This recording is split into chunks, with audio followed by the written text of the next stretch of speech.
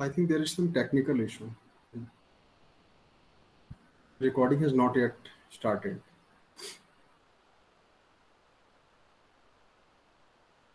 So can we take a screenshot? Yes. How it will be possible, sir? Yes, ma'am. Yes, And the recording is screenshot started. is okay, okay. So recording by using start snipping tool, you can take screenshot. Snipping with tool. which tool, sir? It is available in search box. Ma'am ये search कीजिए snipping tool. Okay, SNIPPI snipping tool. By using this tool, you can take screenshot of the session. Recording I have also started. Okay. Fine, sir. Thank you. You may continue, sir. I was talking about World Tourism Day. कि हम लोग world tourism day क्यों मनाते हैं.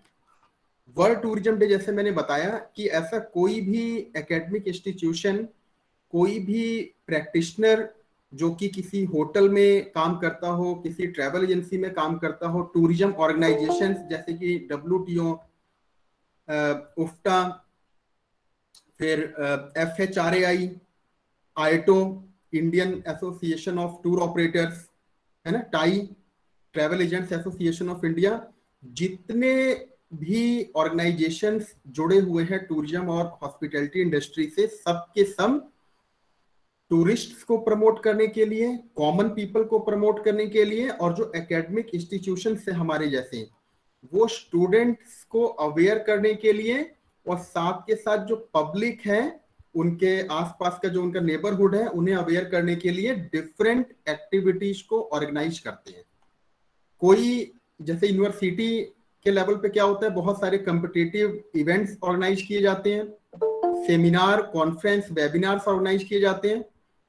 Hotel वाले क्या करते हैं, अपने जो उनके यहाँ गेस्ट आते हैं उनको तिलक लगा के उनका वेलकम करते हैं, उनको कुछ फ्लावर बुके दे सकते हैं, है ना, या फिर फ्लावर दे सकते हैं, या फिर कुछ अलग से जो है कि उनको कुछ गिफ्ट वगैरह दे सकते हैं. इसके अलावा बहुत से होटल वाले, ट्रैवल एजेंसी वाले रेलवे स्टेशन पर जाके, एयरपोर्ट पर जाके जो वहां पे टूरिस्ट आते हैं उनका वेलकम करते हैं, उनको कुछ फ्लावर बुके और टीका लगा के.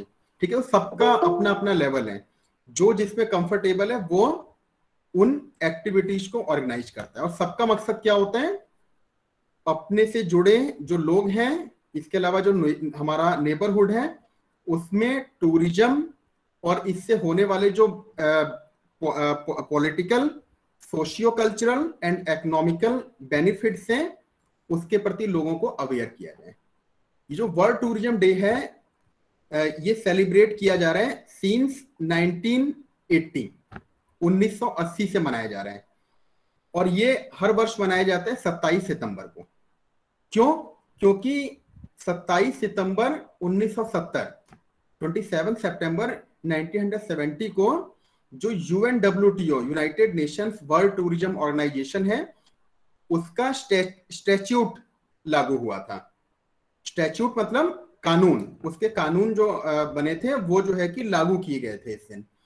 इसीलिए फिर आगे जनरल असेंबली में 1978 में डिसाइड किया गया कि जिस दिन हमारा स्टैट्यूट लागू किया गया था उस दिन को हम लोग हर वर्ष वर्ल्ड टूरिज्म डे के रूप में मनाएंगे, जिसका मकसद होगा हर लेवल पर टूरिस्ट और कॉमन पीपल को टूरिज्म से होने वाले फायदों के बारे में अवेयर करना. तो इसीलिए 1980 से लगातार अब तक वर्ल्ड टूरिज्म डे सेलिब्रेट किया जाता है.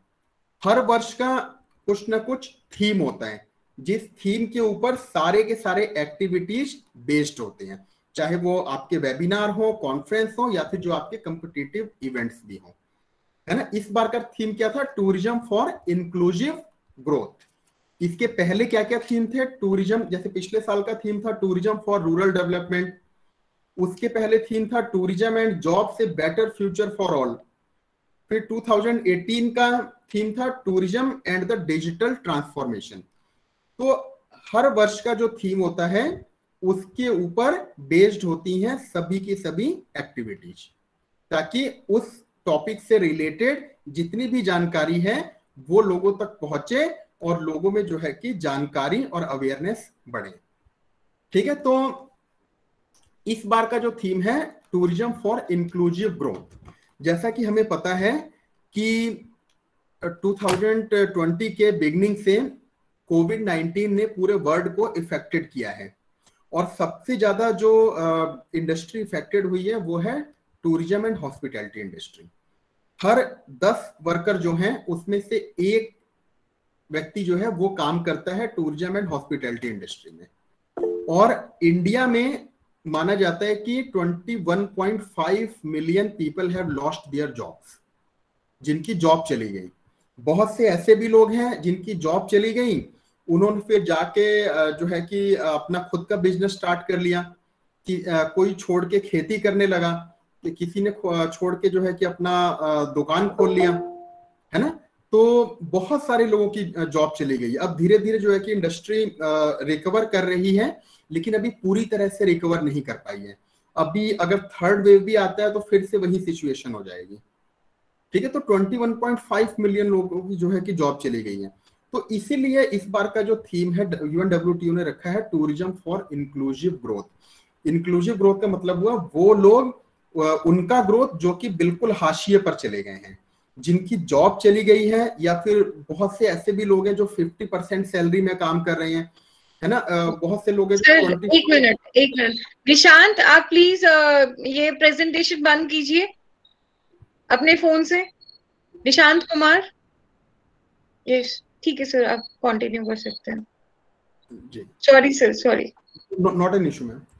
ठीक है, तो जो लोग हाशिए पर चले गए हैं, जिनकी जॉब चली गई है ना, या फिर जो अभी 50%, 70%, 20%, 30% सैलरी में काम कर रहे थे या अभी कर रहे हैं, सब लोग अभी रिकवर नहीं हो पाए हैं। बहुत सारे जो ट्रैवल एजेंसी वाले थे, होटल वाले थे, है ना, उनके यहाँ कोई बिजनेस नहीं था, कोई उनके पास काम नहीं आ रहा था, लेकिन उनके ऊपर ये भी प्रेशर था, मोरल प्रेशर भी, और एक जो है कि सोसाइटी का प्रेशर भी, कि उन्हें किसी भी एम्प्लॉय को फायर नहीं करना है, किसी भी एम्प्लॉय को हटाना नहीं है इस क्राइसिस की सिचुएशन में।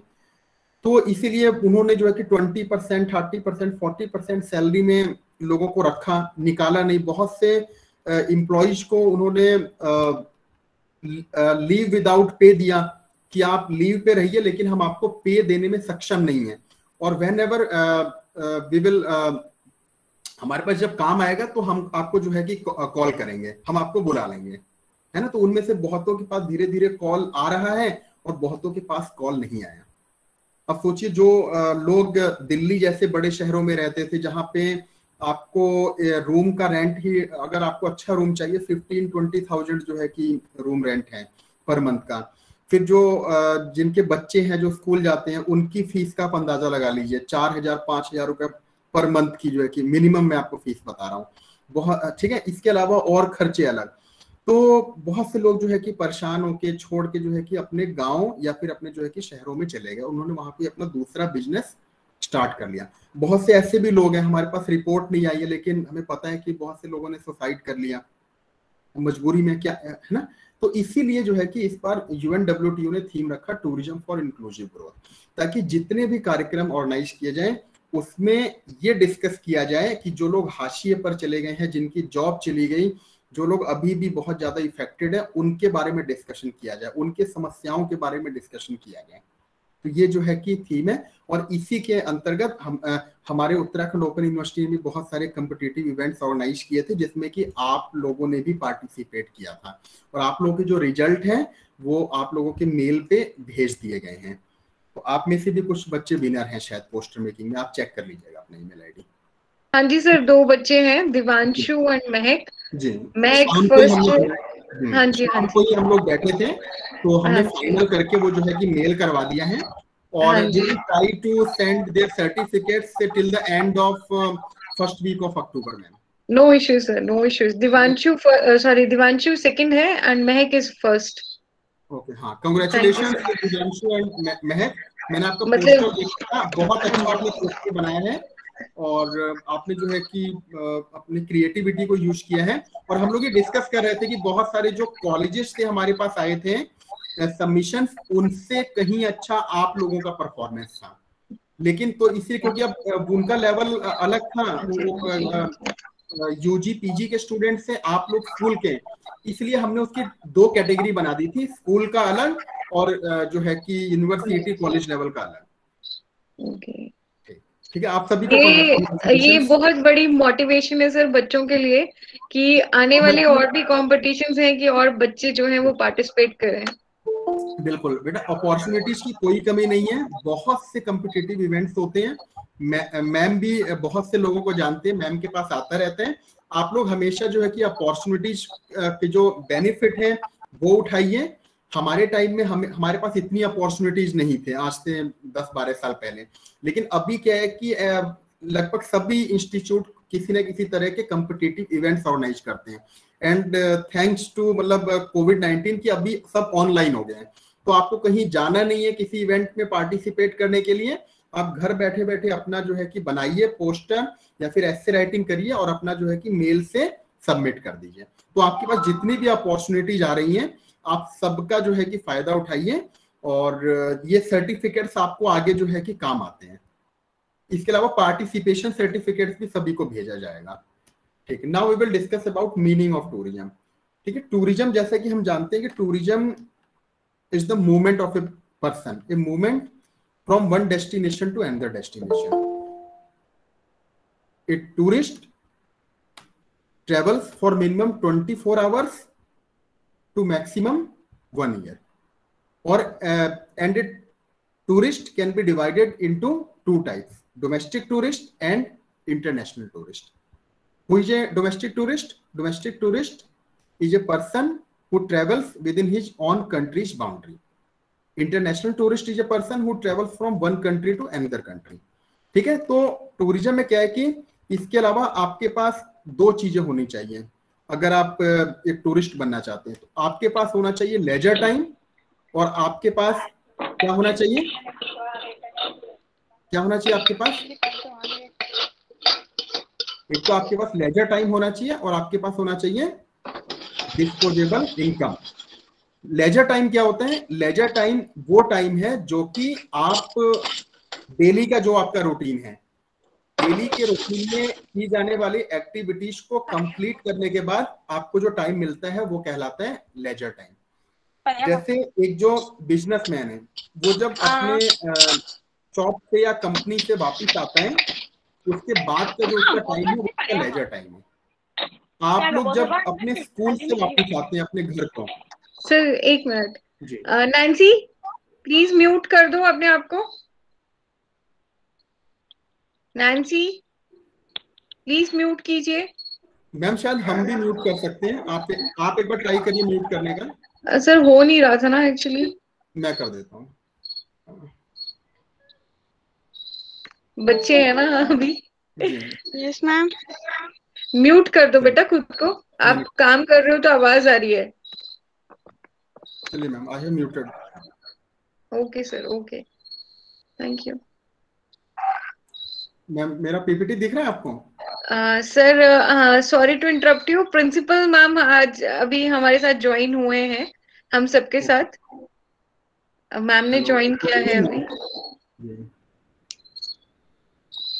Good evening ma'am.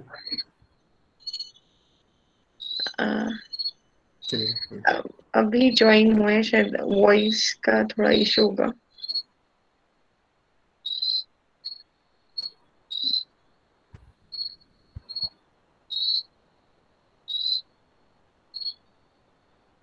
चलो सर आप कंटिन्यू कीजिए। शायद मेरा पीपीटी दिख रहा है आपको ना? हाँ जी, हाँ जी, पीपीटी दिख रही है बच्चों आपको?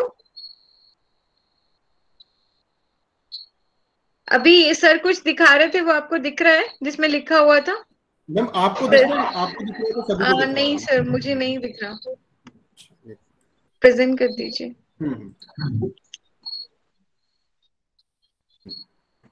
ठीक है, तो लेजर टाइम क्या हुआ? लेजर टाइम वो टाइम हुआ जो हमारा डेली का रूटीन हाँ जी, अब दिख रहा है, कंप्लीट करने के बाद हमें मिलता है। ठीक है, जैसे आप लोग स्कूल से जब आते हैं, उसके बाद आए आपने अपना होमवर्क किया, उसके बाद का जो शाम का टाइम है वो आपका लेजर टाइम है। लेजर टाइम में आप क्या कर सकते हैं, कोई रिक्रिएशनल एक्टिविटी कर सकते हैं। आप रिक्रिएशनल एक्टिविटी में कोई गेम खेल सकते हैं, आप क्रिकेट खेल सकते हैं, फुटबॉल खेल सकते हैं, आप साइकिलिंग कर सकते हैं, क्योंकि बहुत सारे जो आपके एज ग्रुप के बच्चे हैं उन्हें साइकिलिंग करना अच्छा लगता है। ठीक है, इसके अलावा बहुत से लोग हैं जिनको जिम जाना पसंद है, वो उनका रिक्रिएशनल एक्टिविटी है। बहुत से लोगों को रेस्टोरेंट जाना पसंद है, खाना वो घर पे भी खा सकते हैं लेकिन उन्हें बाहर जाकर रेस्टोरेंट में खाना खाना पसंद है, वो उनकी रिक्रिएशनल एक्टिविटी है। बहुत सारे लोगों को मूवी देखना पसंद है, वो मल्टीप्लेक्स में जाते हैं, मूवी देखते हैं, वो रिक्रिएशनल एक्टिविटी है। बहुत से लोगों को अपने लेजर टाइम में, वीकेंड में या फिर समर हॉलीडेज में या फिर विंटर हॉलीडेज में वो लोग जाना पसंद करते हैं किसी टूरिस्ट डेस्टिनेशन में, तो वो क्या है, उनकी रिक्रिएशनल एक्टिविटी है जो वो कर रहे हैं अपने लेजर टाइम में। अभी जैसे आप लोग का लेक्चर है ना, लेक्चर के बाद आप लोग के पास जो टाइम मिलेगा वो आपका लेजर टाइम है। अब आप सब लोगों ने अपने अपना प्लानिंग किया होगा। कोई अगर किसी को यूट्यूब देखना पसंद है, यूट्यूब पे अपने अकॉर्डिंग जो है कि वीडियोस देखना पसंद है इंटरेस्ट के हिसाब से, तो वो उसका रिक्रिएशनल एक्टिविटी है। और ये रिक्रिएशनल एक्टिविटीज हम कब करते हैं, अपने लेजर टाइम में। हमारा जो वर्किंग आवर होता है वो लेजर टाइम नहीं कहलाता है। ठीक है, इसके अलावा टूरिज्म इंडस्ट्री में हमारे पास क्या होता है, पर्पज होना चाहिए।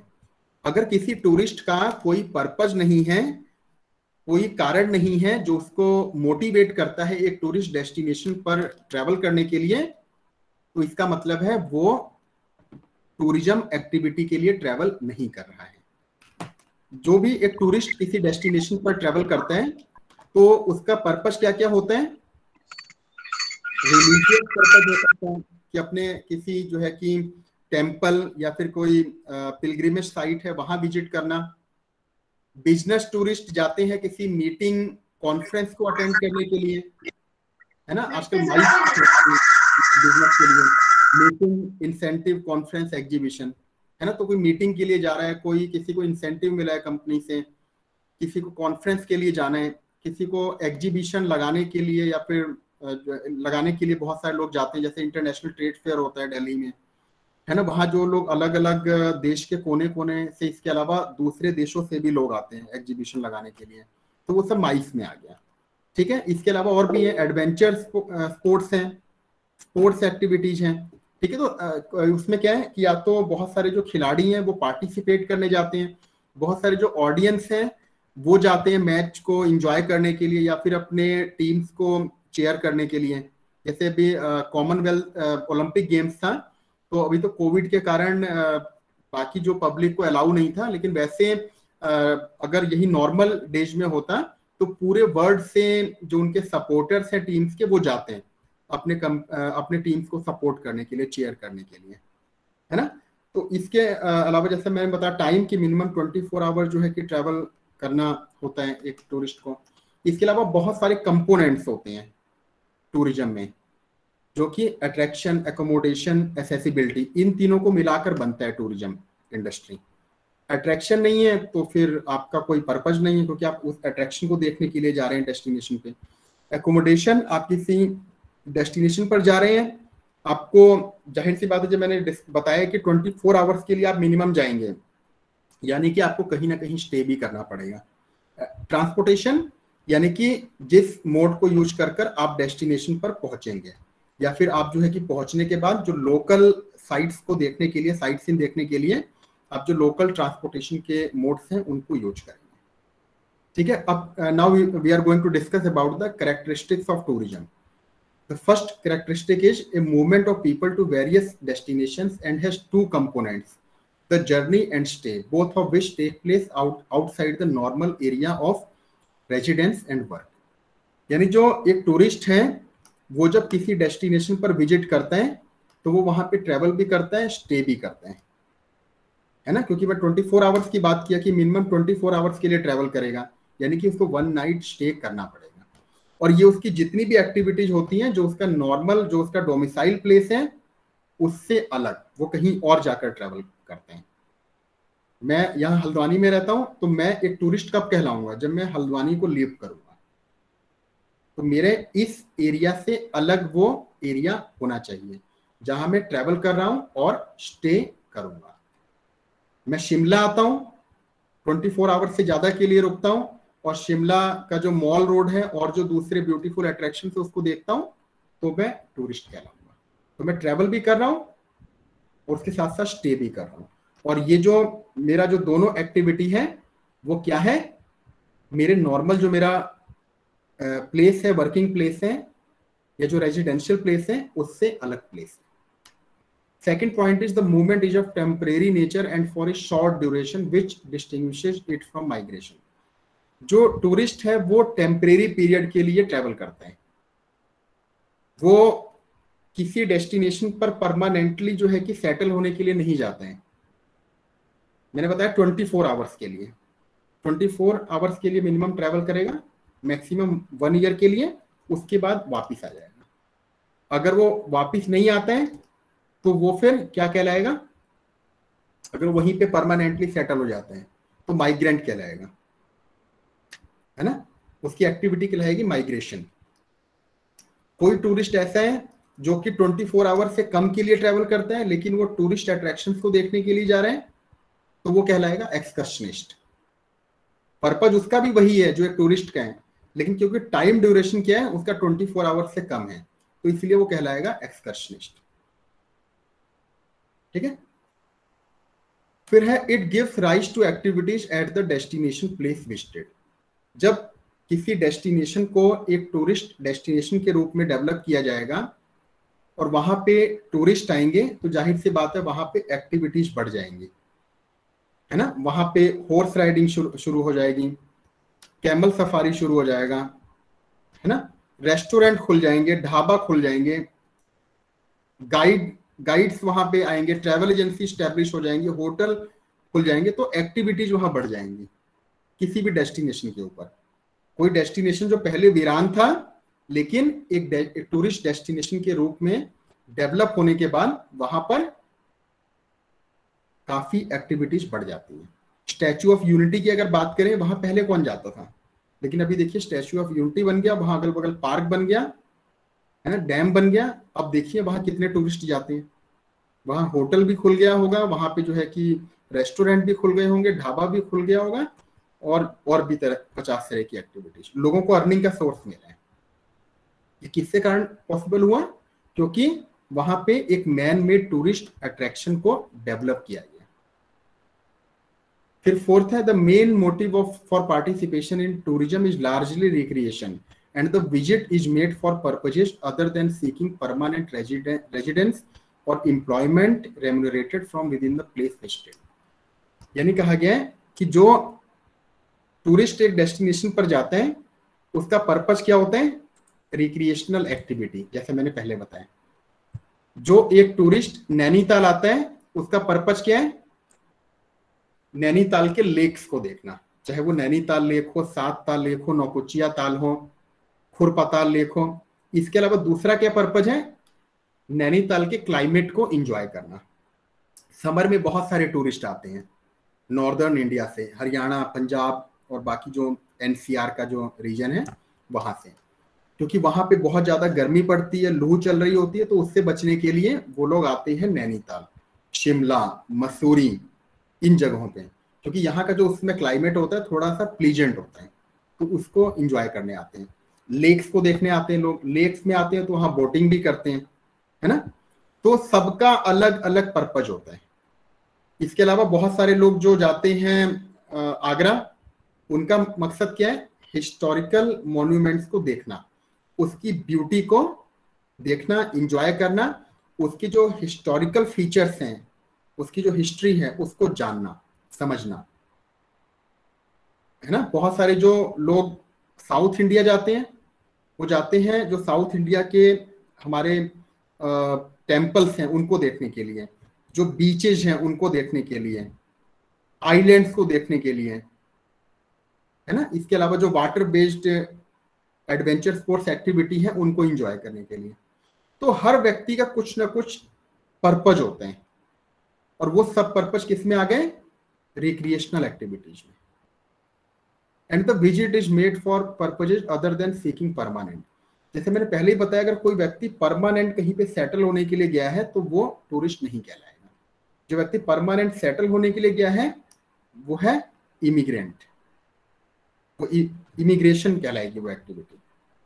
बहुत से जो इंडिया से लोग हैं वो भी स्पेशली जो है कि पंजाब से, हरियाणा से लोग जाते हैं यूएस से, कनाडा, यूरोपियन कंट्रीज जॉब के लिए, है ना। उनका मतलब बहुतों का गोल होता है कि मुझे फॉरेन कंट्री जाना है, तो वो जो है कि टूरिस्ट नहीं है उनका, क्योंकि पर्पज क्या है, वहां पे जाके अर्निंग करना, वहां पे सेटल होना, वहां पे अर्निंग करना। बहुत सारे लोग वहां पे जो है कि मैरिज भी कर लेते हैं, दे आर नॉट टूरिस्ट। बहुत सारे जो इंडियन वो है यंगस्टर्स, वो फॉरेन कंट्रीज में जाते हैं किसी डिग्री के लिए, कोई बीटेक करने जाता है, कोई अपनी पीजी की डिग्री करने जाता है, बहुत सारे जो है कि लोग रिसर्च करने जाते हैं, तो वो लोग भी टूरिस्ट नहीं है, क्योंकि उनका मकसद क्या है, डिग्री लेना। ठीक है, इंडिया में भी बहुत सारे फॉरेनर्स आते हैं स्टडी करने के लिए, है ना, इसके अलावा जॉब के लिए आते हैं, वो टूरिस्ट नहीं है। बहुत सारे लोग एम्बेसी में काम करते हैं फॉरेन कंट्रीज में, हमारे कंट्री का एम्बेसी हर कंट्री में है, वहां पे लोग काम करते हैं, but they are not tourist, क्योंकि वो वहां जॉब करने गए हैं।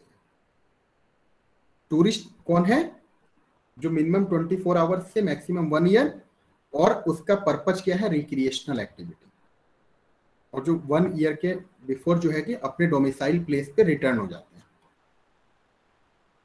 फिर है tourism in real sense is essentially pleasure activity and involves discretionary use of freely disposable income end of free time.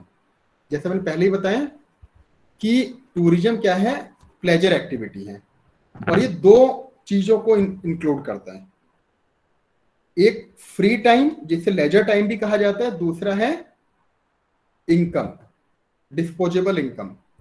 जिस व्यक्ति के पास इसमें से किसी भी एक की कमी है वो टूरिस्ट डेस्टिनेशन पर घूमने के लिए नहीं जाता है। बहुत बड़े बड़े बिजनेसमैन हैं, उनके पास बहुत सारा पैसा है, बिलियंस रुपीज हैं, लेकिन वो लोग घूमने नहीं जा पाते हैं, क्योंकि उनको पर डे जो है कि मीटिंग्स अटेंड करनी है, जगह जगह उनके कंपनी के जो है कि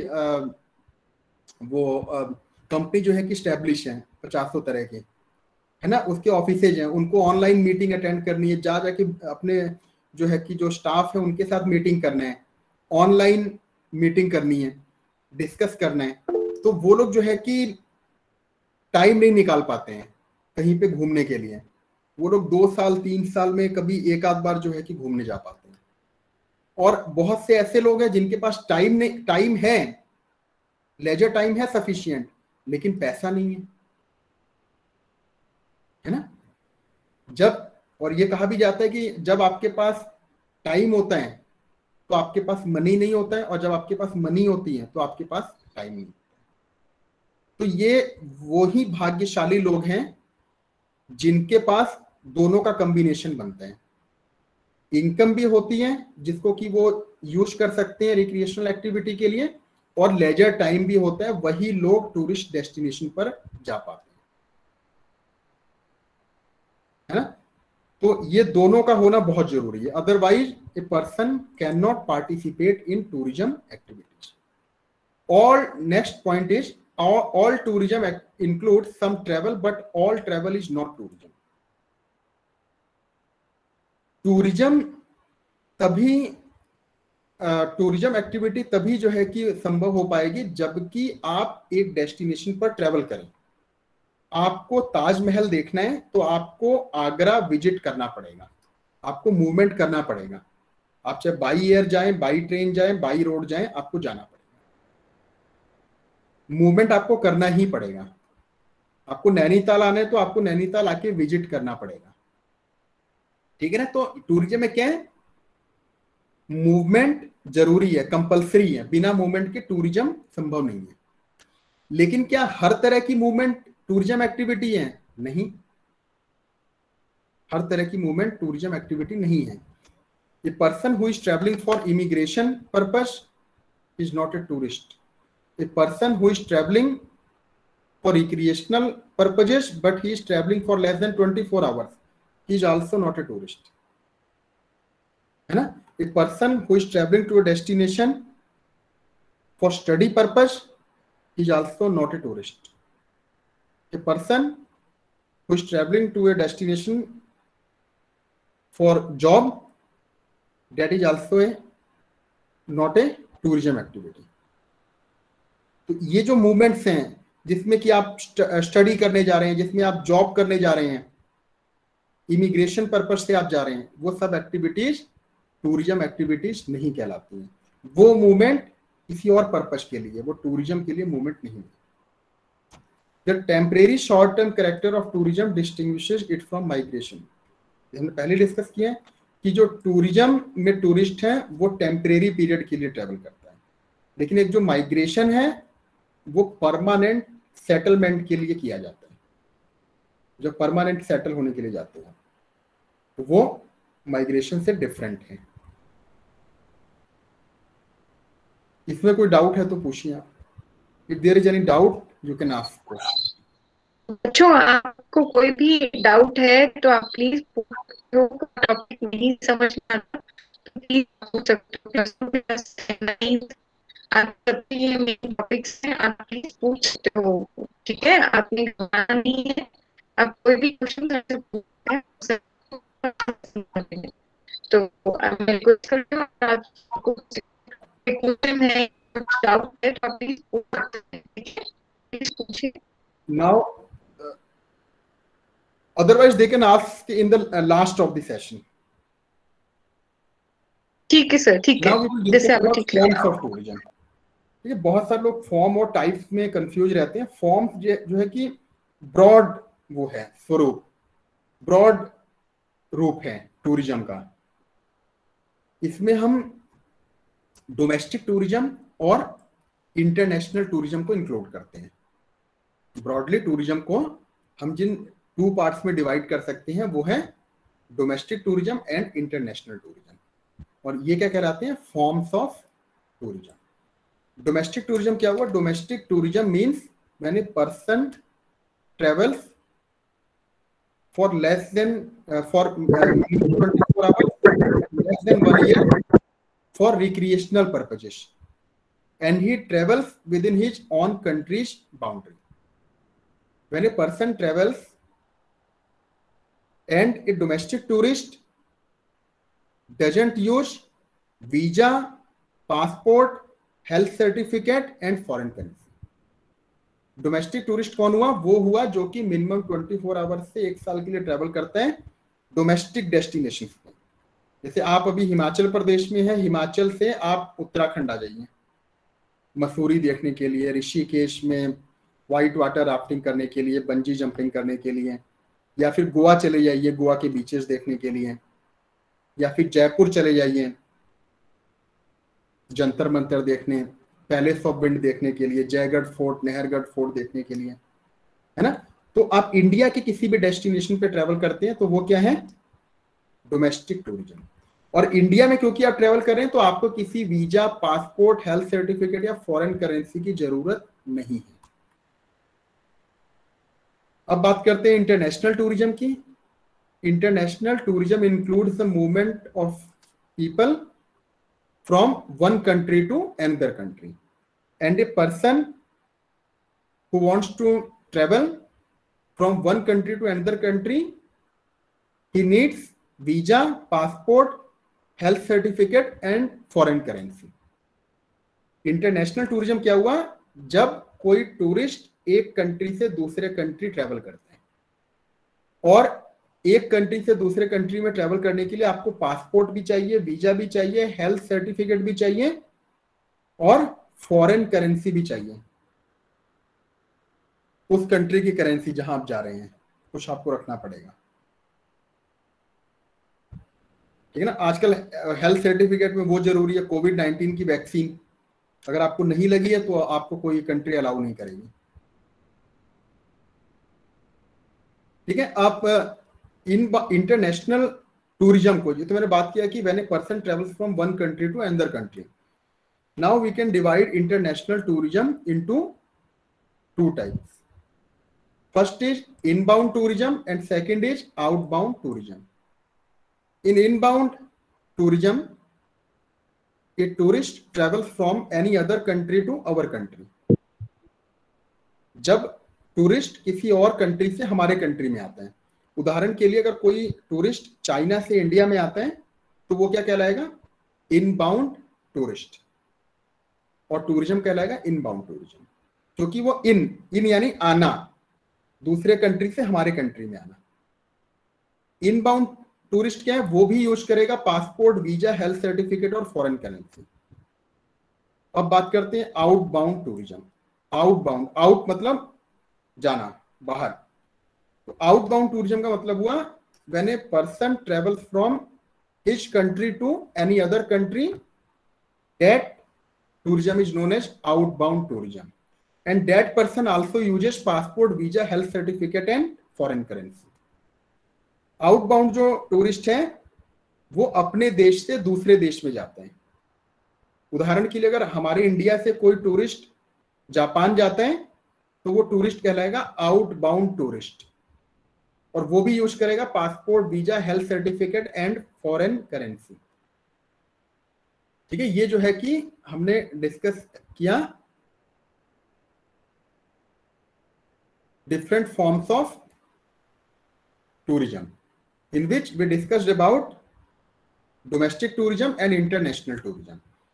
domestic tourism means when tourist travel within their own countries boundary, and in international tourism tourist travel from one country to another country for more than 24 hours and less than 1 year, and while traveling they use passport, visa, health certificate and foreign currency. ठीक है, now we will discuss about components of tourism and 5 phase of tourism. ठीक है, कई बार sir visa full form क्या है बेटा? जी सर, वीजा की full form? Visa, visitors intended to stay in abroad. Visitors intended to stay in abroad.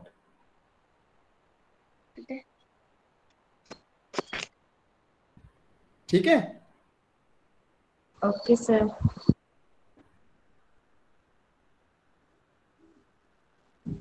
Sir tour guide का क्या रोल होता है?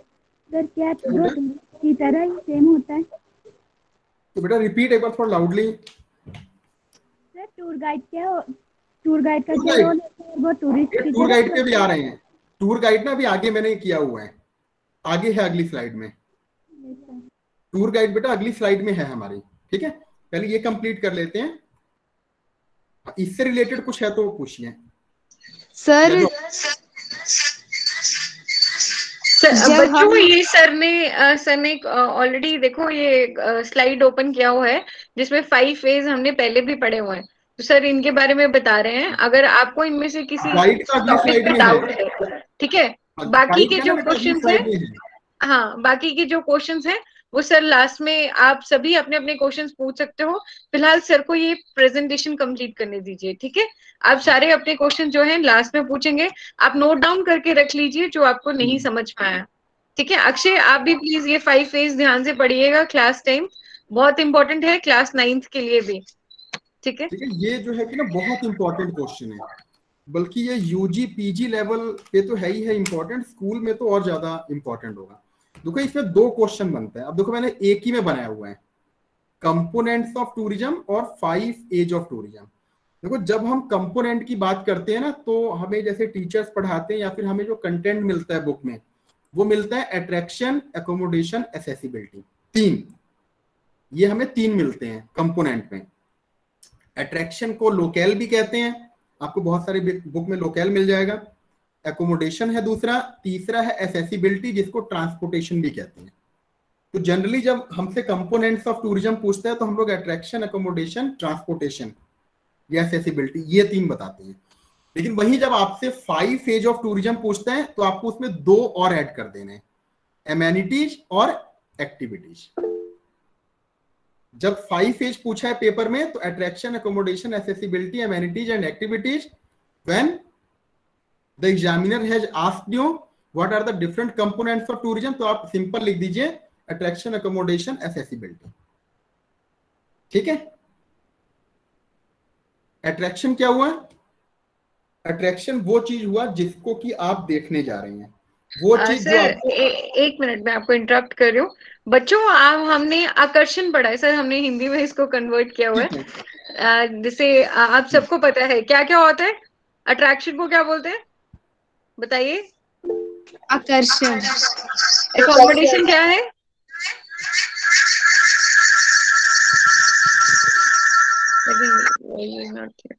तो ये वही है जो हमने हिंदी में किए हैं, सर ने इसमें इंग्लिश में मेंशन किया। आप सबको पता है ये क्या क्या है ना?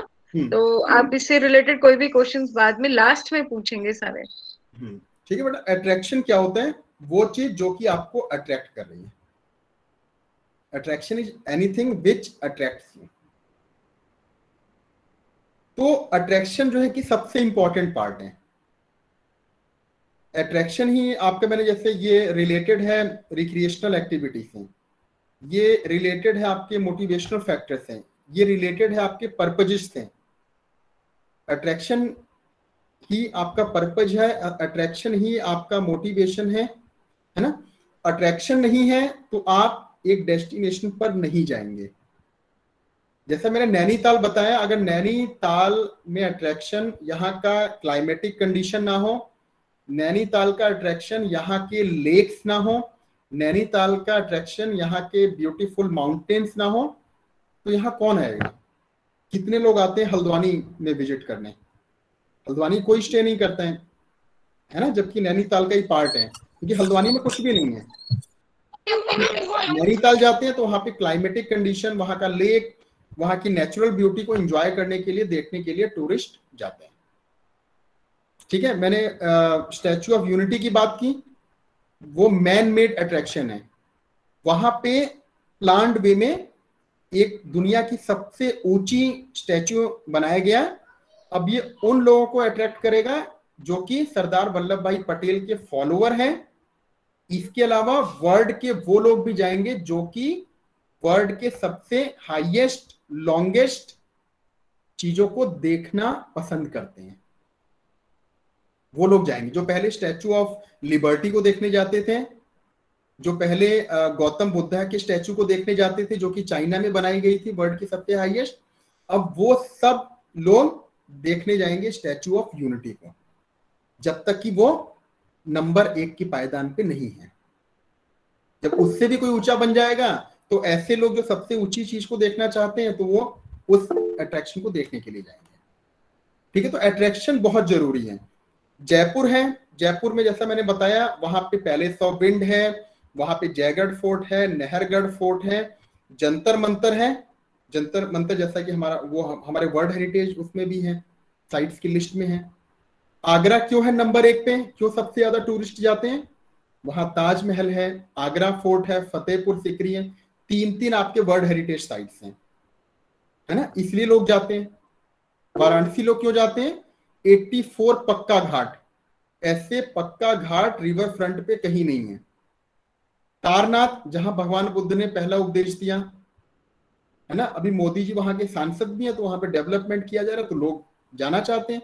सबका ड्रीम है जो नहीं गए कि एक बार वाराणसी जाना है, अयोध्या जाना है सबको, भगवान श्री राम का मंदिर बन रहा है, मैन मेड अट्रैक्शन है ना। पहले कुछ नहीं था, वहां पे मंदिर थे छोटे छोटे, लेकिन अभी जब वो मंदिर बन जाएगा तो बहुत से लोग जाएंगे, लाखों की संख्या में टूरिस्ट आएंगे। वहां पे होटल भी बनेंगे, वहां पे जो रेलवे स्टेशन है उसका विस्तार होगा, एयरपोर्ट बन रहा है वहां पे। सर क्या है मैम, आप प्लीज अपना कैमरा ऑन कर दीजिए एक बार। बच्चों आप भी प्लीज अपना कैमरा ऑन कर दीजिए। हेलो, नमस्कार। नमस्कार सर, करिए सर, करिए कौन। ठीक है, थैंक यू मैम। ये सर प्लीज कंटिन्यू। ठीक है। तो अट्रैक्शन के बिना कोई भी टूरिस्ट एक डेस्टिनेशन पर अट्रैक्ट नहीं होगा। अब वो अट्रैक्शन मैन मेड अट्रैक्शन भी हो सकता है, वो अट्रैक्शन नेचुरल टूरिस्ट अट्रैक्शन भी हो सकता है, वो अट्रैक्शन सिम्बायोटिक टूरिस्ट अट्रैक्शन या फिर मिक्स्ड नेचर टूरिस्ट अट्रैक्शन भी हो सकते हैं।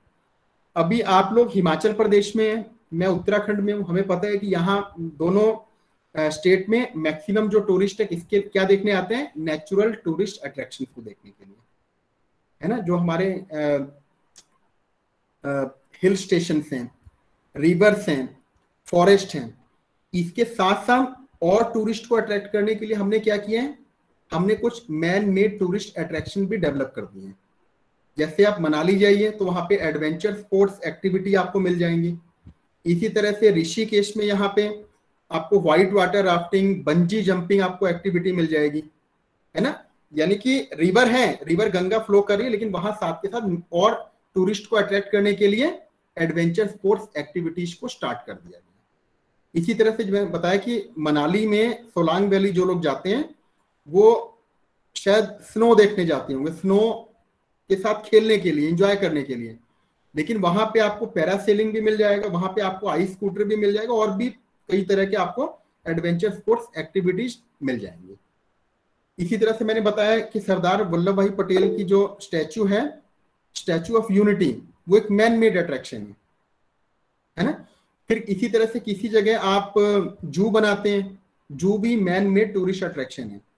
आप किसी जगह, किसी भी ऐसी जगह जहां पे कोई टूरिस्ट नहीं जाता है, आप वहां पे वर्ल्ड का सबसे बड़ा जू बना दीजिए और वहां पे जितने भी वर्ल्ड के फौना स्पीशीज हैं उनको वहां पे आप ला के रख दीजिए, दिखेगा वहां पे कितने टूरिस्ट आ जाएंगे, है ना। तो जैसे मैंने इसी तरह जिक्र किया कि अयोध्या में भगवान श्री राम का मंदिर बन रहा है, तो अब तक वहां बहुत कम टूरिस्ट जाते थे और बिल्कुल सिटी भी काफी अनडेवलप्ड था, लेकिन अभी जब वो बन जाएगा टेम्पल, उसके बाद जिस तरह से वहां पे डेवलपमेंट होगा और हर व्यक्ति जाना चाहते हैं, है ना। तो ये मैन मेड अट्रैक्शंस हैं, जिसमें कि मैंने बात किया जो है कि कोई आपका स्टैचू हो गया, कोई आपका टेम्पल हो गया, मॉस्क हो गया, है ना। इसके अलावा एजुकेशनल इंस्टीट्यूशन को भी देखने के लिए लोग जाते हैं, जैसे कि दिल्ली में जो आपकी यूनिवर्सिटीज हैं, DU हो गया, JNU हो गया,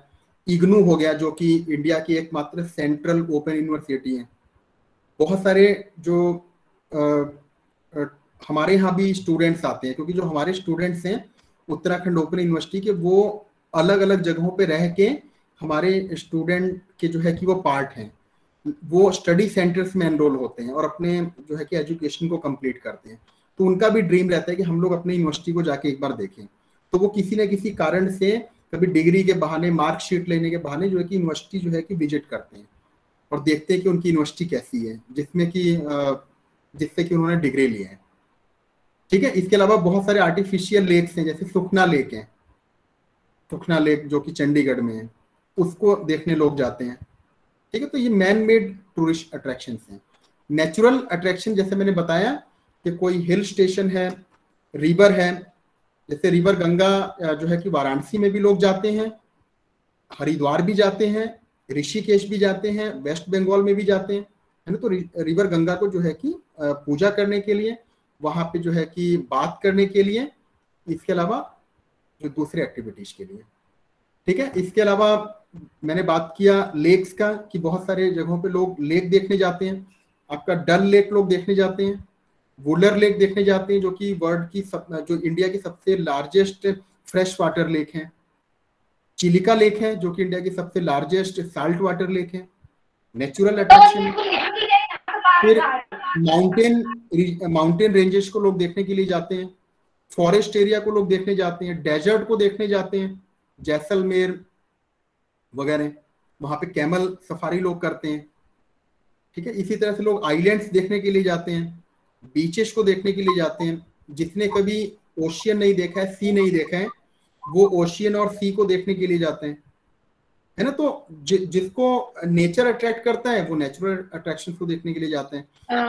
sir sorry to interrupt you, शायद हमारे बीच में निखिल सर भी ज्वाइन हुए हैं, जो हेडमास्टर सर हैं स्यून स्कूल के। हमारा एक कॉम्प्लेक्स स्कूल है सर, हाई स्कूल ना, तो जो 10th तक है, उसके भी कुछ बच्चे हैं जो हमारे साथ ज्वाइन हुए हैं।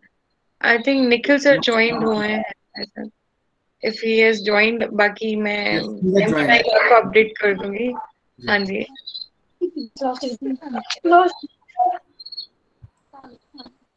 ठीक है। तो बच्चों ये हाँ जी ठीक है सर, ठीक है। ठीक है। फिर तीसरा अट्रैक्शन हो गया सिम्बायोटिक या फिर मिक्स्ड नेचर टूरिस्ट अट्रैक्शन। इसमें आ गया कि जैसे फ्लावर फेस्टिवल हुआ, मैंगो फेस्टिवल हुआ। अब फ्लावर किसने बनाया? नेचर ने बनाया, लेकिन उसको सिस्टमेटिक वे में अरेंज करके एक एग्जीबिशन में डिस्प्ले किया जा रहा है। तो ये किसने किया? मैन ने। ये किसने किया? मैन ने। ये क्या है? Symbiotic tourist attraction. Mango festival होता है जिसमें कि मैंगो के कई सौ जो उनके स्पीशीज हैं उसको प्रेजेंट किया जाता है। वहां टूरिस्ट आते हैं, उनको देखते हैं, खरीदना चाहते हैं तो खरीद भी सकते हैं। ये भी क्या? सिम्बायोटिक। नेचर ने बनाया मैंगो और ह्यूमन बीइंग ने क्या किया? उसको as a tourist attraction display में लगा दिया। इसी तरह से आपका नेशनल पार्क है, वाइल्ड लाइफ सेंचुरी है, वो है तो क्या? एक फॉरेस्ट एरिया है, लेकिन क्या किया? वहां पे बाउंड्री बना दी, वहां पे सिक्योरिटी लगा दी, वहां पे टाइम डिसाइड कर लिया कि ईयर के इस मंथ में टूरिस्ट आ सकते हैं, टूरिस्ट की एंट्री अलाउ है, और बाकी मंथ पे वो नहीं आ सकते हैं। इसके अलावा बिना परमिशन के टूरिस्ट नहीं जा सकते हैं। है फॉरेस्टिंग, और फौना स्पीशीज भी फ्रीली जो है कि वो मूवमेंट कर सकते हैं, लेकिन बाउंड्री और रूल्स एंड रेगुलेशन वहां पे बना दिए गए, इसलिए वो क्या कहलाए? National park. तो वो क्या है? सिम्बायोटिक टूरिस्ट अट्रैक्शन का वो है पार्ट। ऐसी जू की जो है उसमें फौना स्पीशीज किसने बनाया? नेचर ने। और वहां पे उनको केजेस में किसने रखा? टिकट्स किसने लगाया? रूल्स एंड रेगुलेशन किसने बनाए? ह्यूमन बीइंग्स ने। तो वो भी क्या है? सिम्बायोटिक टूरिस्ट अट्रैक्शन के पार्ट है। तो मैन मेड क्या हुआ? जो कि पूरी तरह से मैन ने बनाया है। हमारे म्यूजियम, हमारे जो है कि टेम्पल, मॉस्क, एजुकेशनल इंस्टीट्यूशंस, है ना।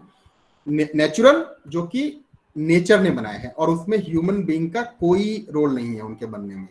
जैसे river, lake, mountain range, desert, आपका बीचेज, आइलैंड, ये नेचुरल हो गया। सिम्बायोटिक जिसमें कि प्रोडक्ट को तो बनाया है नेचर ने, लेकिन मैन ने क्या किया? उसको यूज कर लिया एज ए टूरिस्ट अट्रैक्शन। वो उसको उठा के ले आया और अपने हिसाब से जो है कि उसको डिस्प्ले किया as a tourist attraction, tourist के सामने। अब हम बात करेंगे एकोमोडेशन की। दूसरा सबसे इंपॉर्टेंट जो कंपोनेंट है या ए है टूरिज्म इंडस्ट्री का, वो है एकोमोडेशन। आपने अट्रैक्शन डिसाइड कर लिया कि आप नैनीताल आएंगे, नैनी लेक को देखने के लिए। यहाँ आप बोटिंग करेंगे, साथ के साथ जो नैनीताल जू है उसको आप इंजॉय करेंगे। इसके साथ साथ जो अगल बगल के लेक्स हैं, चाहे वो खुरपाताल लेक हो, सात ताल लेक हो, नौकुचिया लेक हो, उसको आप देखेंगे। लेकिन अब आप नैनीताल आ रहे हैं तो यहाँ आपको स्टे भी करना पड़ेगा। तो स्टे या तो आप अपने कोई आपका रिलेटिव है, आपका फ्रेंड है, उसके यहाँ आप रुक सकते हैं। वो नहीं है तो आप डिफरेंट जो टाइप्स हैं एकोमोडेशन के, वहां आप रुक सकते हैं। अब हर डेस्टिनेशन के हिसाब से जो एकोमोडेशन के टाइप्स हैं वो डिफरेंट है। आप जो जयपुर जाएंगे, आप जोधपुर जाते हैं, उदयपुर जाते हैं, तो वहां पे आपको हेरिटेज होटल मिल जाते हैं। हेरिटेज होटल क्या हुए? वो होटल जो कि बनाए गए हैं किसी फोर्ट में या फिर पैलेस में। अब पैलेस क्या है कि पुराने जो पैलेसेज हैं वो राजा महाराजा जो वंशज उनके यूज, उनको जो है कि पूरी तरह से यूज वो नहीं कर सकते हैं। तो वो क्या करते हैं? आधा अपने रेजिडेंशियल पर्पस पे यूज कर लेते हैं, और आधा क्या करते हैं? किसी बड़े होटल प्रॉपर्टी को दे दिया कि आप इसे अपने हिसाब से यूज करिए एज ए होटल, और इसमें से कुछ आपको फी जो है आपको मंथली या ईयरली आपको देना पड़ेगा, और उसका कुछ पार्ट वो यूज कर लेते हैं एज ए म्यूजियम के रूप में, और उसमें कुछ टिकट लगा देते हैं ताकि उनको अर्निंग कुछ ना कुछ होता रहे। ऐसे होटल्स जो है कि भरे पड़े हैं आपके जयपुर में, उदयपुर में, है ना। फिर है रिसोर्ट। रिसोर्ट क्या हुआ? रिसोर्ट्स वो आप होटल कह सकते हैं जो कि सिचुएटेड है किसी नेचुरल प्लेस में। जैसे किसी हिल स्टेशन पे, रिवर बैंक पे, सी बीचेस पे, फॉरेस्ट एरिया में। और ये क्या होते हैं, मल्टीपल यूनिट्स में बटे रहते हैं। जैसे होटल है वो 10 फ्लोर का, 12 फ्लोर का, 15 फ्लोर का होता है और सिटी में लोकेटेड होते हैं। इसके विपरीत रिसोर्ट क्या नेचुरल एरिया में सिचुएटेड होता है और ये मल्टीपल यूनिट्स में बटा रहता है, काफी बड़े एरिया में सिचुएटेड होता है। और यहाँ पे जो टूरिस्ट हैं वो रेस्ट एंड रिलैक्सेशन करने के लिए आते हैं। और जनरली जो होटल में टूरिस्ट है वो किस लिए जाते हैं, बिजनेस पर्पज के लिए या जो लोकल जो टूरिस्ट अट्रैक्शन है उनको एंजॉय करने के लिए। लेकिन यहाँ पे रिसोर्ट में जनरली, वहां पे रिसोर्ट में टूरिस्ट रेस्ट एंड रिलैक्सेशन और जो रिक्रिएशनल एक्टिविटीज करता है वो जनरली ऑर्गेनाइज किए जाते हैं रिसोर्ट्स के द्वारा। रिसोर्ट जो है कि इनडोर आउटडोर बहुत सारे एक्टिविटीज को ऑर्गेनाइज करते हैं। एडवेंचर स्पोर्ट्स के बहुत सारे वो जो है कि एक्टिविटीज भी कराते हैं बहुत सारे रिसोर्ट्स। फिर है कॉमर्शियल होटल। कॉमर्शियल होटल क्या है, ये सिटीज में लोकेटेड होते हैं, अर्बन एरिया में, और ये डेडिकेटेड होते हैं सेमिनार, कॉन्फ्रेंस, एग्जीबिशन को ऑर्गेनाइज करने के लिए। यहाँ आपको कॉन्फ्रेंस हॉल मिल जाता है, यहाँ आपको होटल के रूम भी मिलेंगे, यहाँ पे अराइवल डिपार्चर जो टूरिस्ट कर रहे हैं उनको उनके ट्रांसफर की जो है कि सुविधा प्रोवाइड की जाती है होटल्स के द्वारा। कॉन्फ्रेंस हॉल में आपको प्रोजेक्टर की सुविधा मिल जाएगी और बाकी चीजों की, ठीक है। तो ये जनरली डेडिकेटेड होते हैं कॉन्फ्रेंस, सेमिनार, एग्जीबिशन को ऑर्गेनाइज करने के लिए। फिर है इंटरनेशनल होटल। इंटरनेशनल होटल्स वो होते हैं जो कि किसी स्टार कैटेगरी में आते हैं, 3 star, 4 star, 5 star, 5 star deluxe. और ये जनरली जो होटल्स होते हैं वो होटल चेन से कनेक्टेड रहते हैं, जो होटल चेन्स के पार्ट होते हैं। जैसे ताज होटल के हो गए, ओबराय होटल के जो डिफरेंट होटल्स हैं ये उसके पार्ट होते हैं। और यहाँ पे ये जनरली वहीं सिटीज में सिचुएटेड होते हैं और इसमें जितने भी डिपार्टमेंट्स होते हैं होटल के, फ्रंट ऑफिस, हाउस कीपिंग, है ना, फूड एंड बेवरेज, सब के सब यहाँ पे आपको मिलते हैं और जनरली किसी स्टार कैटेगरी के रहते हैं। फिर airport hotel. Airport hotels are situated near airports, जो कि एयरपोर्ट्स के पास सिचुएटेड होते हैं। इसमें कौन लोग रुकते हैं, इसमें जनरली जो एयरलाइंस के स्टाफ हैं वो लोग रुकते हैं। इसके अलावा कई बार क्या होता है कि मान लीजिए कोई फ्लाइट कैंसिल हो गई, कोई फ्लाइट कैंसिल हो गई और नेक्स्ट फ्लाइट है 7 to 8 आवर्स के बाद, तो उस कंडीशन में क्या करते हैं एयरलाइंस, अपने जो पैसेंजर्स हैं उनको नियर बाई जो एयरपोर्ट होटल्स हैं वहां भेज देते हैं और उनका जितना भी खर्चा होता है कौन उठाता है, एयरलाइंस वाले, है ना। इसके अलावा कोई ऐसे भी पैसेंजर्स जिनके फ्लाइट कुछ समय के बाद है लेकिन वो अभी खाली हैं और तो वो क्या करते हैं एयरपोर्ट होटल में जाके वो स्टे कर लेते हैं। फिर है आइस होटल। आइस होटल क्या होते हैं, ये आपको जनरली जो आर्कटिक रीजन है इसके पास मिलते हैं आइस होटल, और यहाँ ये टोटली बने रहते हैं आइस से। आइस से इनको बनाया जाता है, आइस का ही बेड होता है, आइस का ही टेबल होता है, आइस का ही चेयर होता है, सब चीज जो है कि आइस से बनाई जाती है। और ये आपको स्वीडन, नॉर्वे, इन जगहों पे ज्यादा देखने को मिलता है। फिर है कैप्सूल होटल। कैप्सूल होटल जो है कि ये आपको जापान में देखने को मिलता है। कैप्सूल होटल क्या होता है, छोटे छोटे रूम होते हैं। ये जनरली जो बिजनेस टूरिस्ट हैं या जो लो बजट कैटेगरी के टूरिस्ट हैं वो कैप्सूल होटल्स को एंजॉय करते हैं, यूज करते हैं, ठीक है। तो कैप्सूल होटल क्या होता है, जो इसका जो चार्ज होता है वो बहुत कम होता है। और इसके अलावा इंडिया में भी कैप्सूल होटल जो है कि स्टैब्लिश हो चुके हैं। आप मुंबई में जो है कि कुछ कैप्सूल होटल स्टार्ट हो चुके हैं, दिल्ली में भी स्टार्ट हो चुके हैं और उम्मीद है कि धीरे धीरे बाकी शहरों में भी ये धीरे धीरे ये कैप्सूल होटल्स का जो ट्रेंड है ये बढ़ेगा। फिर है bed and breakfast establishment. Bed and breakfast establishment में क्या होता है, वो टूरिस्ट स्टे करते हैं जो कि नाइट में जनरली चेक इन करते हैं होटल में और वो सुबह ब्रेकफास्ट करके होटल से निकल जाते हैं, चेकआउट कर जाते हैं। ये लॉन्ग ड्यूरेशन के लिए टूरिस्ट इन होटल्स में स्टे नहीं करते। रोटल्स वो होटल हो गए which are located on wheels, जैसे कि हमारे जो लग्जेरियस ट्रेन्स हैं, जैसे कि Palace on Wheels, Royal Rajasthan on Wheels, है ना, महाराजा एक्सप्रेस,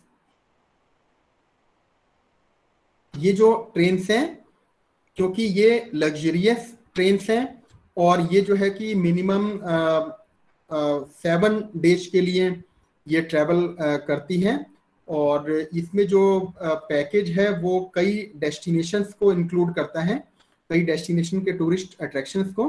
तो इसलिए, और इसमें जो है कि रहने के लिए रूम, बार, रेस्टोरेंट, लाइब्रेरी, वॉशरूम, सब तरह की वो फैसिलिटी जो कि आपको किसी बड़े 5 स्टार होटल में देखने को मिलता है, वो सब फैसिलिटीज आपको रोटेल में देखने को मिलता है। तो इसलिए जो ये ट्रेन्स हैं जो इन सभी सुख सुविधाओं से भरी रहती हैं, उनको कहा जाता है रोटल। फिर है मोटल। मोटल्स क्या होते हैं? These are generally located on highways, और ये किसके द्वारा यूज किया जाता है? मोटरिस्ट के द्वारा।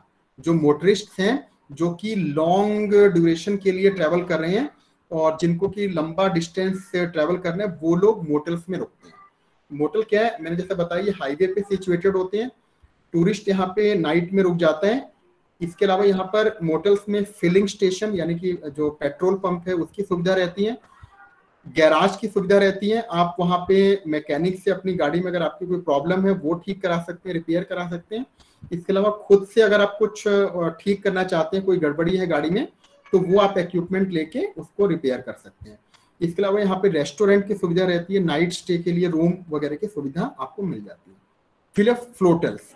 फ्लोटल्स वो होटल्स हैं which are located on water bodies like lakes, rivers, sea. ठीक है, फ्लोटल्स का एग्जांपल हुआ शिकारा, जो हमारे कश्मीर में डल लेक में शिकारा बोट्स चलती हैं। उसमें क्या रहता है? उसमें रुकने के लिए और जो है कि फूडिंग वगैरह की भी फैसिलिटीज रहती हैं, तो इसलिए वो फ्लोटल कहलाते हैं।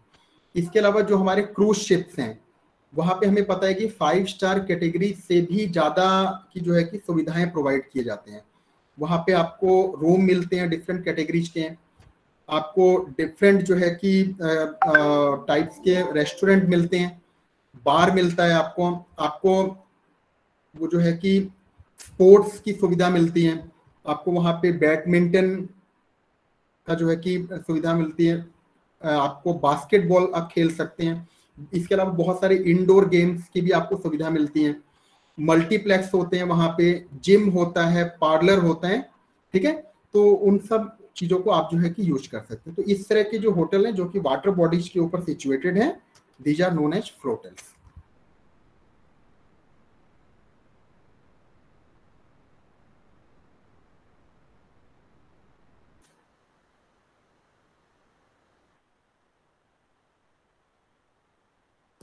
ठीक है, ट्रांसपोर्टेशन है फिर थर्ड। ट्रांसपोर्टेशन में हम इसको 3 टाइप्स में डिवाइड कर सकते हैं, road, rail, air transport. Road में क्या आ गया? हमारी बसेज आ गई। फिर बसेज में भी नॉर्मल ऑर्डिनरी बस होती हैं, फिर वॉल्वो बसेज हैं, है ना। आप जो है कि अगर ग्रुप में जा रहे हैं तो आप वॉल्वो बस यूज कर सकते हैं। अगर आप उतना जो है कि अफोर्ड नहीं कर सकते हैं वॉल्वो बस, तो आप नॉर्मल बस लेकर जा सकते हैं। फिर इसके अलावा टेम्पो ट्रेवलर का भी आजकल कॉन्सेप्ट है। 10, 15, 20 का अगर आपका ग्रुप है तो आप टेम्पो ट्रेवलर लेके, तो टेम्पो ट्रेवलर भी अलग अलग साइज के आते हैं। फिर है रेल ट्रांसपोर्टेशन। रेल ट्रांसपोर्टेशन जैसे मैंने बात किया, ऑर्डिनरी ट्रेन हैं, है ना, जो हमारे इंडिया में चलती हैं, जो कि हम लोग भी यूज करते हैं इंडियंस भी, जैसे राजधानी, शताब्दी, जन शताब्दी, आपका डबल डेकर ट्रेन भी चलते हैं आजकल, है ना। फिर लग्जरियस ट्रेन से, लग्जरियस ट्रेन इंडिया में लगभग 7 जो है कि लग्जरियस ट्रेन हैं, मैंने जिसका जिक्र किया अभी, Palace on Wheels, Royal Rajasthan on Wheels, Royal Orient, Maharaja Express, Deccan Odyssey, और भी ट्रेन से इसी तरह से। फिर टॉय ट्रेन है। टॉय ट्रेन हमारे जो है कि 5 डिफरेंट डेस्टिनेशंस पर चलते हैं, जिसमें कि कालका शिमला टॉय ट्रेन है, वो वर्ल्ड हेरिटेज हमारा जो है कि वो है जो है कि वर्ल्ड हेरिटेज की लिस्ट में भी इंक्लूडेड है। फिर हमारा दार्जिलिंग हिमालयन टॉय ट्रेन, वो भी जो है कि वर्ल्ड हेरिटेज की लिस्ट में है। फिर आपका माथेरन टॉय ट्रेन, ऊटी में टॉय ट्रेन चलती है। ठीक है, इसके अलावा एक और 5th जो है कि टॉय ट्रेन है, वो भी जो है कि हिमाचल प्रदेश में हमारे चलती है। ठीक है, ये सभी क्या है, टूरिस्ट को अट्रैक्ट करते हैं, डोमेस्टिक ही नहीं, इंटरनेशनल टूरिस्ट को भी। फिर है एयर ट्रांसपोर्टेशन। एयर ट्रांसपोर्टेशन में हम क्या करते हैं, हम इसको ब्रॉडली 2 पार्ट्स में डिवाइड कर सकते हैं। एक है शेड्यूल्ड, एक है non scheduled. Scheduled air transportation वो हो गया जो कि हम कोई फ्लाइट वगैरह पकड़ते हैं, जैसे कि एयर इंडिया का फ्लाइट हो गया, है ना, स्पाइस जेट का हो गया, ये गो एयरलाइंस हैं। इसमें जो हम टिकट परचेज करते हैं एडवांस में किसी डेस्टिनेशन के लिए, ये शेड्यूल्ड एयरलाइंस कहलाते हैं। नॉन शेड्यूल्ड वो हो गया कि आपका कोई छोटा ग्रुप है 4-5 लोगों का, आपने पूरा का पूरा चार्टर प्लेन हायर किया और अब डेस्टिनेशन पर चले गए। जैसे जो मुकेश अंबानी जी हैं, है ना, मुकेश अंबानी की फैमिली है, इसके अलावा और भी जो दूसरे बिजनेसमैन है, तो सेलिब्रिटीज हैं, वो लोग क्या करते हैं, उनके पास पैसा ज्यादा है, 4-5 लोगों का ग्रुप है, तो वो लोग क्या करते हैं, पूरे के पूरे चार्टर प्लेन को हायर करके फिर जो है कि चले जाते हैं डेस्टिनेशन पर विजिट करने के लिए। इसके लिए बस क्या होता है, चार्टर प्लेन के लिए पहले से आपको परमिशन लेना होता है। इसके अलावा वाटर ट्रांसपोर्टेशन भी है, वो मैं यहाँ इंक्लूड करना भूल गया था। वाटर ट्रांसपोर्टेशन में आपके जो रिवर बोट्स हैं, आपके होवरक्राफ्ट है जो कि सी में चलते हैं, फिर आपका क्रूज शिप है, फेरीज हैं, फेरी जो कि आप रिवर बैंक, एक रिवर बैंक से दूसरे रिवर बैंक जाने के लिए आप यूज करते हैं, ठीक है। फिर एमेनिटीज हैं, एमेनिटीज में आगे please sir, sorry to interrupt you, आपके पास एक एक्सेप्टेंस की परमिशन आ रही होगी ऋषभ सर की, ऋषभ सरस्वती करके, please accept him.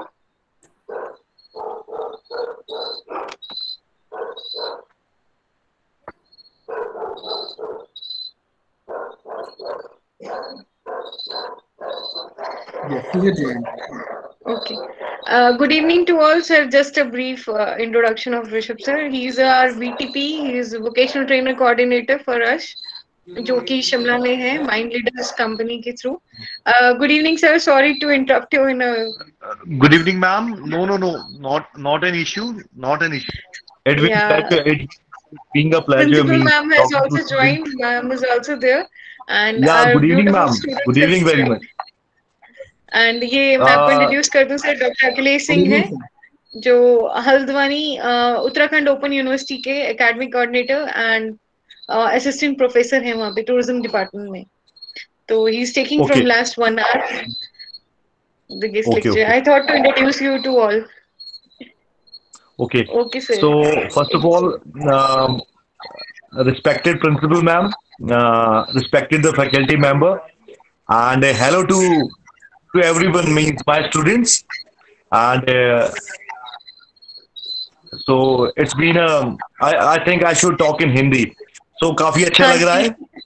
So first of all I would like to thank Vinci ma'am for her dedication work. Thank you Vinci ma'am. Along with भी बच्चे हैं, सबको हेलो मेरा। आप सब कैसे हैं? सारे बच्चे अपना कैमरा ऑन करेंगे प्लीज। कैसे हैं आप लोग सारे? प्लीज बात कीजिए आप सर से। Sir Akhilesh sir, just a moment है ना। ओके, सो कैसे हैं आप लोग?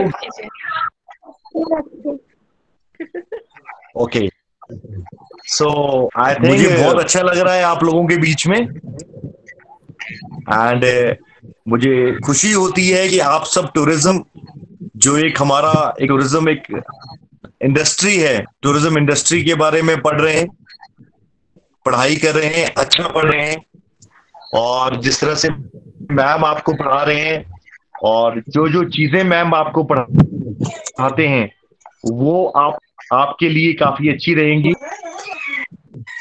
ठीक है। जैसे मैं देख पा रहा हूँ, जैसे मैं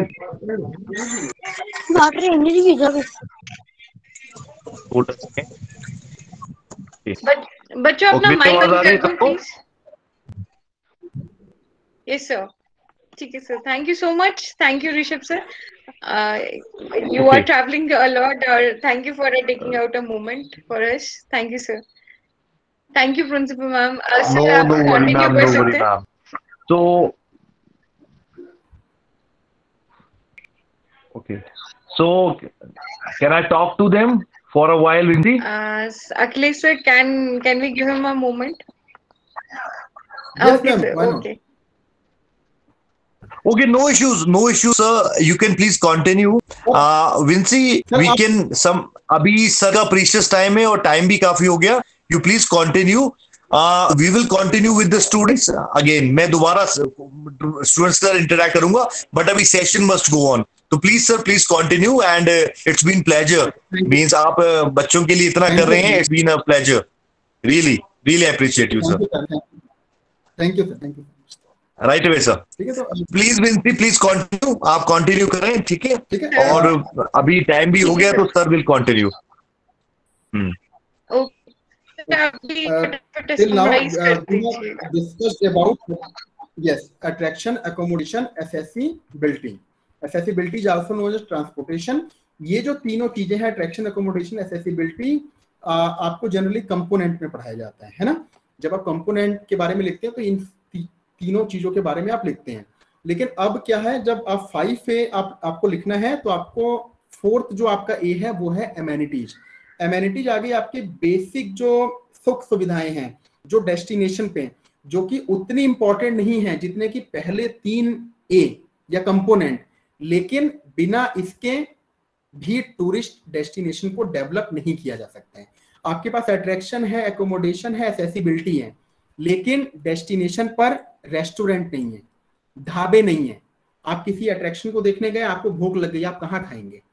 ड्रिंकिंग वाटर, आपके पास ड्रिंकिंग वाटर की फैसिलिटी नहीं है। हर व्यक्ति की क्षमता नहीं है कि वो जो है कि परचेज करके ड्रिंकिंग वाटर को लें। कई लोग जो है कि चाहते हैं कि वहां पे वाटर कूलर लगाओ। तो ये सब सुविधाएं जो है कि होनी चाहिए वहां पे।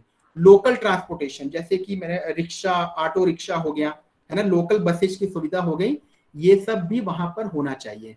एटीएम मशीन, आजकल हमें पता है कि हर व्यक्ति अपने साथ कैश लेकर नहीं जाते हैं, है ना। बहुत सारे लोग जो है कि डिफरेंट जो एप्स लॉन्च किए गए हैं गवर्नमेंट ऑफ इंडिया के द्वारा, भीम ऐप हो गया, यूपीआई हो गया, उसको यूज करते हैं। लेकिन इसके अलावा अभी ऐसे भी लोग हैं जो कि एटीएम के ऊपर डिपेंडेंट है ना।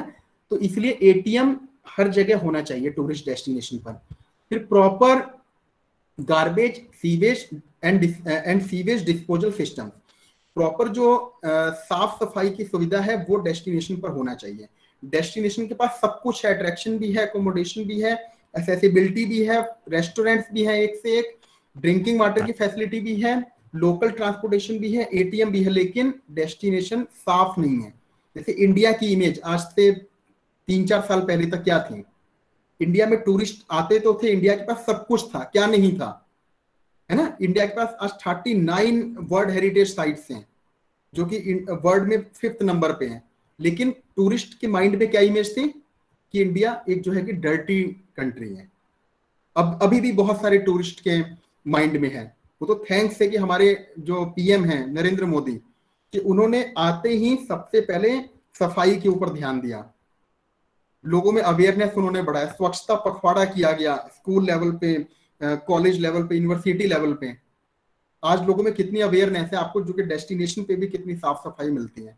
आज टूरिस्ट की संख्या डेस्टिनेशन पर बढ़ रही है, धीरे धीरे इंडिया जो है कि टॉप के रैंकिंग पे आ रहा है वर्ल्ड में। सब कुछ था लेकिन साफ सफाई नहीं थी। फिर मेडिकल फैसिलिटीज, देखिए टूरिस्ट डेस्टिनेशन पर मेडिकल फैसिलिटी भी होनी चाहिए, है ना। जो मेडिकल शॉप्स है वो होनी चाहिए, हॉस्पिटल्स होने चाहिए। जो टूरिस्ट ट्रेवल कर रहे हैं उनको किसी जो है कि इमरजेंसी की सिचुएशन में अगर उनको कोई वहां से वो अपना जो है कि दिखाना है, उनको एडमिट कराना पड़े, तो उनको जो है कि वो यूज किया जा सके। फिर 24 आवर्स इलेक्ट्रिसिटी, आपके पास सब कुछ है, इलेक्ट्रिसिटी नहीं है तो टूरिस्ट वहां जो है कि जाना पसंद नहीं करेगा, टूरिस्ट स्टे करना नहीं पसंद करेगा।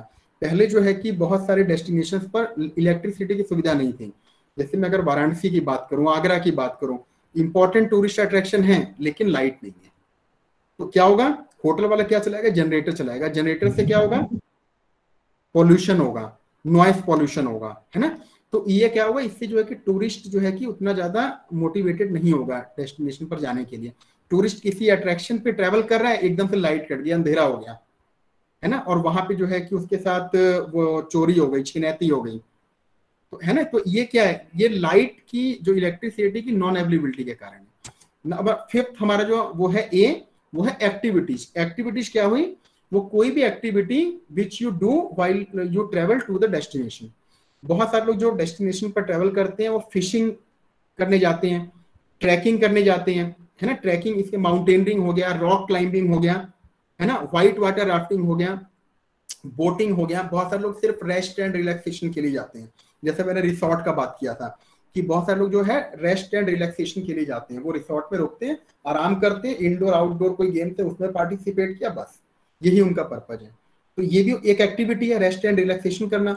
हॉर्स राइडिंग करते हैं बहुत सारे लोग, बहुत सारे लोग जो डेजर्ट एरिया में जाते हैं कैमल सफारी करते हैं, है ना। तो सबका जो है कि अलग अलग वो रहता है पर्पज। और ये जो कोई भी व्यक्ति, बहुत सारे लोग शॉपिंग करने जाते हैं, जो लोग इंटरनेशनल ट्रेड फेयर देखने जाते हैं दिल्ली में, उनका मकसद क्या है, वहां पर एग्जीबिशन देखने के साथ साथ शॉपिंग करना। तो ये सभी जो है कि एक्टिविटीज कराती हैं। विंसी मैम, मुझे लगता है कि काफी क्योंकि लेट हो गया है, तो गाइड एस्कॉर्ट और जो ये difference between guide and escort है, हम लोग कभी नेक्स्ट टाइम इसको कर लेंगे। मुझे कभी भी बच्चे ये मिस करेंगे।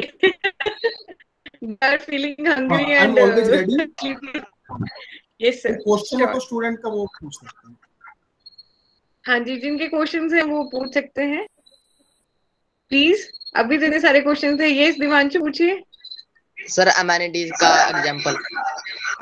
एमेनिटीज वही मैंने बताया ना, एमेनिटीज मतलब जो बेसिक सुख सुविधाएं हैं, जैसे कि आपके 24 आवर्स इलेक्ट्रिसिटी हो गई, ड्रिंकिंग वाटर फैसिलिटी हो गया, प्रॉपर सीवेज की जो है कि फैसिलिटी हो गई, आपका मेडिकल फैसिलिटी हो गई, लोकल जो ट्रांसपोर्टेशन है, रिक्शा, ऑटो रिक्शा, बस वगैरह की सुविधा ये हो गई, है ना, एटीएम मशीन की सुविधा हो गई, रेस्टोरेंट हो गया, ढाबा हो गया, ये सब एमेनिटीज में आ गया। जो कि अदर इंपॉर्टेंट फैक्टर्स हैं जो कि टूरिस्ट के स्टे को इंक्रीज करते हैं, उसे मोटिवेट करते हैं। और कोई?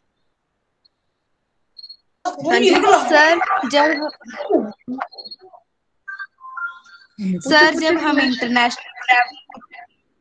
इंटरनेशनल ट्रैवल करते हैं तो कौन कौन से डॉक्यूमेंट इंपॉर्टेंट होते हैं जो ट्रैवल एजेंट बोलते हैं? हाँ बेटा, वो चाहिए passport, visa, health certificate, foreign currency, है ना।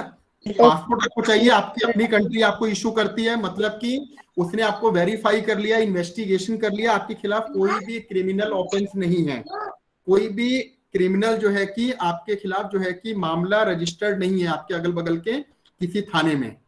इसका मतलब ये है आप जो है कि, है ना, एक सही व्यक्ति हैं। पासपोर्ट का मतलब ये है, गवर्नमेंट ने अपनी तरफ से अप्रूव कर दिया है कि he is good citizen of our country, है ना, ये है पासपोर्ट का मतलब। वीजा क्या है? वीजा एम्बेसी देती है, जिस कंट्री में हम जाना चाहते हैं उस कंट्री के एम्बेसी में हम अप्लाई करते हैं, वो कंट्री हमें अलाउ कर सकती है चाहे नहीं कर सकती है, वो उसकी मर्जी है। और इसमें वीजा के भी बहुत सारे पार्ट्स होते हैं, टाइप्स होते हैं, वो जो है कि बाद में कभी डिस्कस करेंगे। वीजा एम्बेसी देती है। हेल्थ सर्टिफिकेट, बहुत सारे कंट्रीज में जाने के पहले हमें हेल्थ सर्टिफिकेट चाहिए होता है, क्योंकि वहां पे बहुत सारे डिजीज ऑलरेडी फैले हुए हैं, उनसे अपने आप को बचाने के लिए, या फिर मैं किसी ऐसे कंट्री से ट्रेवल कर रहा हूँ जहां पे कोई डिजीज है और मैं ऐसे कंट्री में ट्रेवल कर रहा हूँ जहां पे वो डिजीज अभी नहीं फैला हुआ है, तो मैं वैक्सीनेशन लगवा लूंगा तो मुझसे और लोगों को नहीं फैलेगा। इसका सबसे बड़ा एग्जांपल अभी वो है कोविड-19 के क्राइसिस के कारण जो व्यक्ति फॉरेन कंट्री जाना चाहता है, अगर उसने वैक्सीनेशन नहीं लगवाया तो उसको कोई भी कंट्री अलाउ नहीं करेगा। तो ये भी हेल्थ सर्टिफिकेट का एक पार्ट है। फिर चौथा है फॉरेन करेंसी। फॉरेन करेंसी अगर आपके पास नहीं है, उस कंट्री की करेंसी जिसमें आप जा रहे हैं ट्रेवल करने के लिए, तो आपको वहीं पे इमिग्रेशन वाले जो है कि वो रोक देंगे। तो जो कहेंगे तो पैसा नहीं है तो आप यहाँ पे कितने दिन रुक पाएंगे? जब पैसा होगा तभी तो आप स्टे करेंगे ना, वरना आप क्या करेंगे, उनके ऊपर बोझ बन जाएंगे, अंदर जाएंगे कोई क्रिमिनल एक्टिविटी करेंगे या फिर उनकी रिस्पॉन्सिबिलिटी बन जाएगी गवर्नमेंट की कि अब इनको भेजिए। तो इससे अच्छा वो क्या करते हैं, जब आप वहां पहुंचते हैं वहीं पे चेकिंग करते हैं, पूछताछ करते हैं, आपके पास कितने पैसे हैं पूरा जो है कि वो चेक करते हैं। कम पैसे उन्हें अगर लगते हैं, आपके पास जो मनी है या आपके पास जो भी जो है कि जिस भी फॉर्म में कम उन्हें लगता है, तो वो नेक्स्ट फ्लाइट से आपको वापस भेज देते हैं।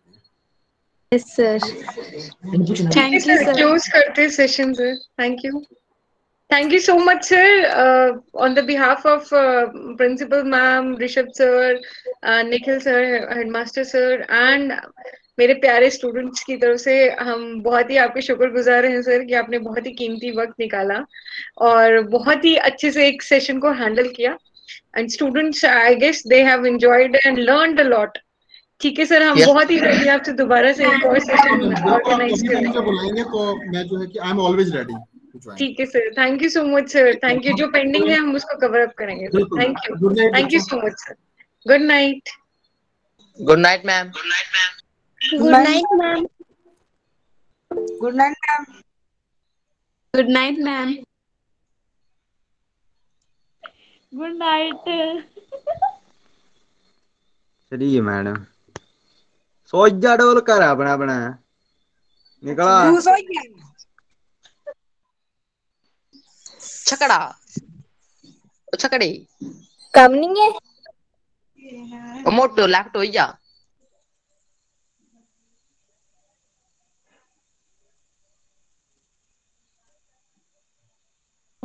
सो जाओ सारे सो जाओ।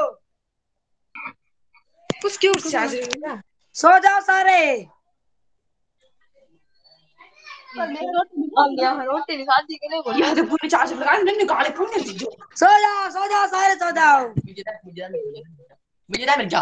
तेरी की मीज़ है पीछे। रोटी रोटी खाई ले बोलो ना। बोल रोटी रोटी खाई लो बस करो ना कट दे। क्या बनाया हो क्या बनाया करना चिंगा चिंगा हमारी ना की। ये मेरी दादी है।